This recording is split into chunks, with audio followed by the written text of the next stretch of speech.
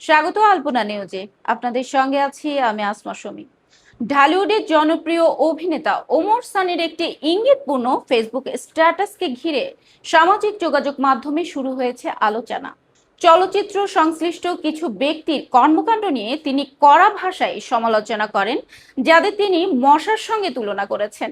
নিজের verified Facebook প্রোফাইলে অভিনেতা লেখেন, চলচ্চিত্রের কিছু মশা জন্মেছে, এদের পরিচয় ফোকেনি।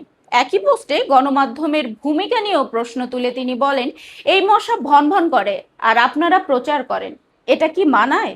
তিনি সরাসরি কারো নাম উল্লেখ না করলেও পোস্টের নিচে মন্তব্যের অনেক ভক্ত ও অনুসারীরা ইঙ্গিত করেছেন অভিনেতা ও পরিচালক হাসান জাহাঙ্গীরকে ঘিরে সাম্প্রতিক বিতর্কের দিকে।